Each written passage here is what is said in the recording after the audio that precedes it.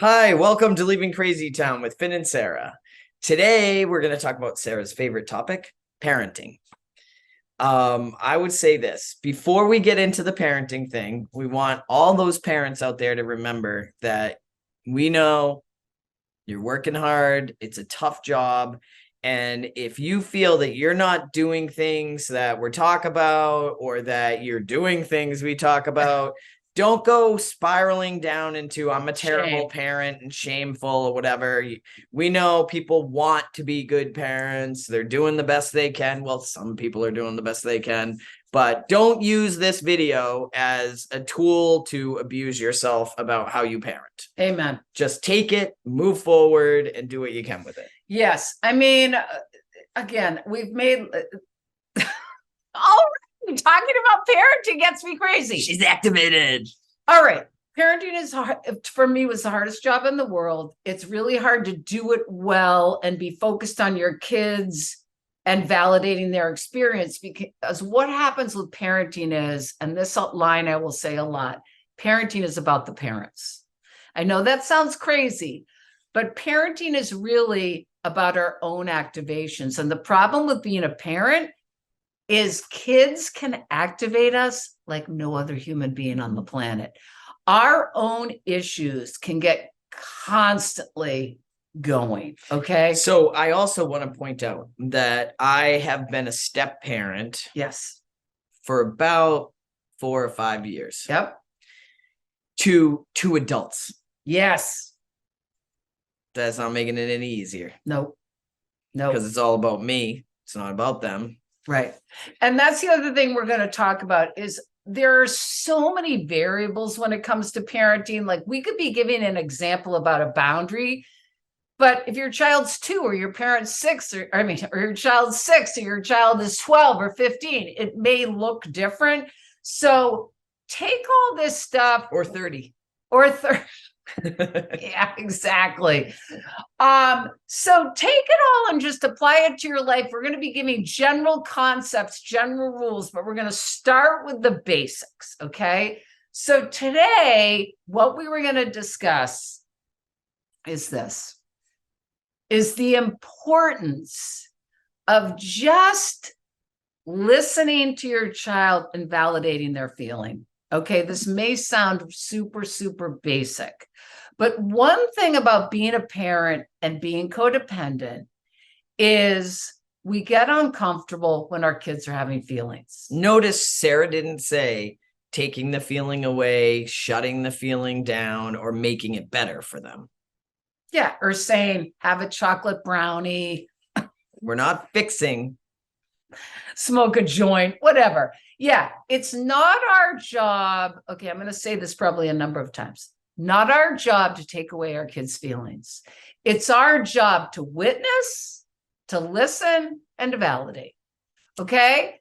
Do the best you can with just listen, witness, validate. That's it.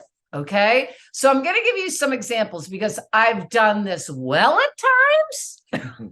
And I've really sucked at it certain times. So what happens sometimes, and I want you to think of an example with your stepkids too, is our kids will come home and they'll tell us something like something that happened at school. Okay. So I'm trying to think of an example of my son. So he might come home from school, for example, and he may say, geez, all right, I'm just going to give a general example. I'll say, geez, what was going on today? And he'll usually say, it was fine, because say he's like a 13-year-old boy. And that's what they say when they come home from school. Fine. And then I'll say, well, what do you mean? What? And he might tell me, geez, he had a test that he struggled with. All right. So let's just give that example. So what happens to me when my kid says he took a test and he struggled? In my head, I'm thinking, oh my God, did I make him study enough? Am I doing something wrong as a parent? Did I give him his homework time? Did he play Xbox too much yesterday? I wonder what other parents' kids got. Did they do well on the test? I mean, literally, we can start going. So you're thinking that. So now are you saying to him, did you study? Did you this? All right. So this is the thing. What happens usually is Exactly. I may say, well, what happened with the test? Instead of just sticking with the statement, gee, mom, I struggled with the test. The appropriate response would be, geez, what do you think happened, bud? Zip it. Instead, because of my own anxiety, I might have said, geez, well, did you study enough? Did you play Xbox last night? Were you talking to Robbie, your best friend?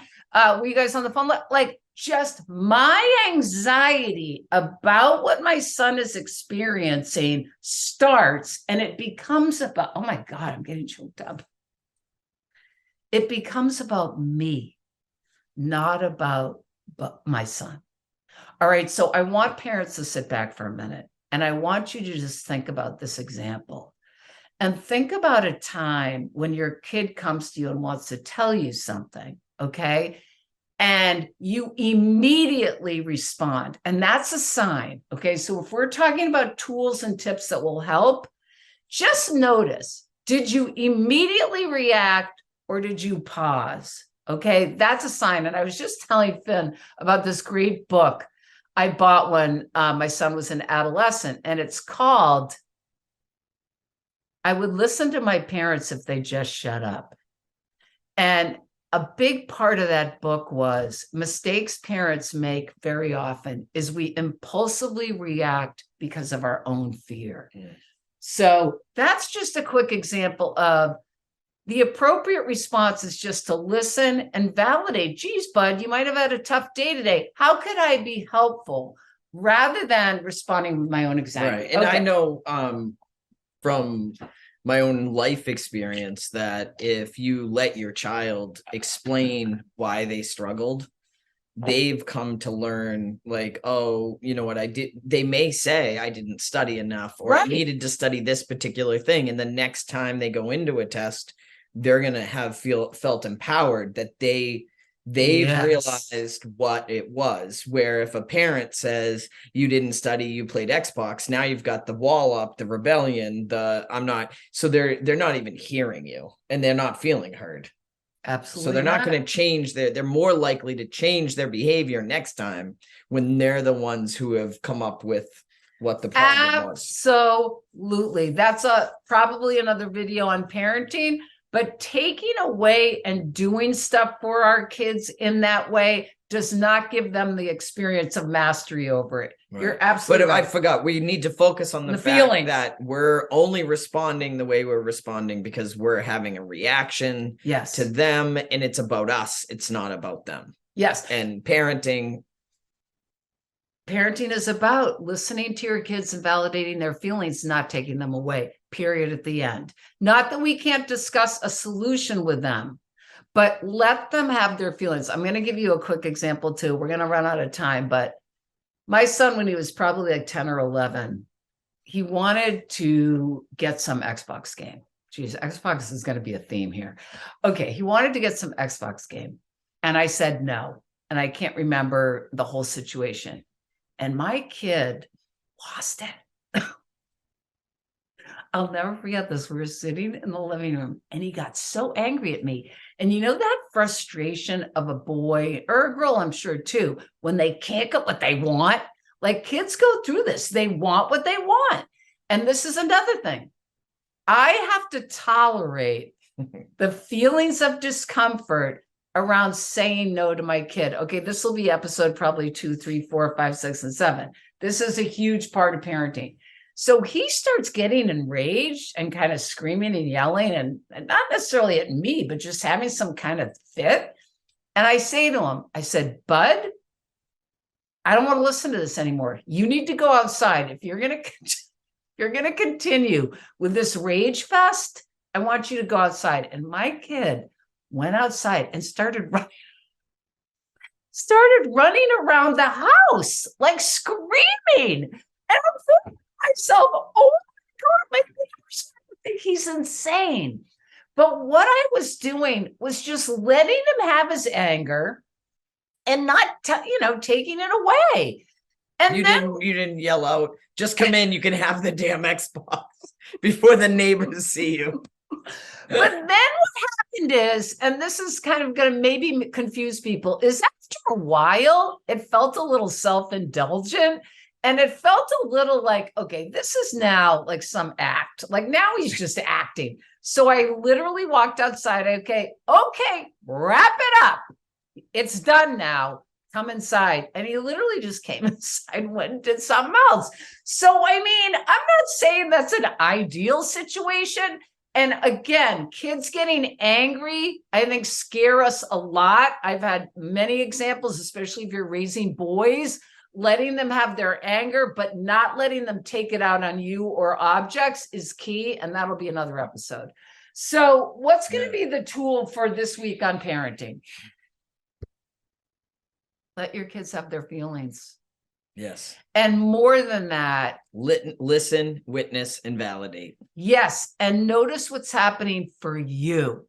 And notice what you want to take away and make better. Okay. The more you can tolerate how you're feeling, the better chance you have of listening and validating.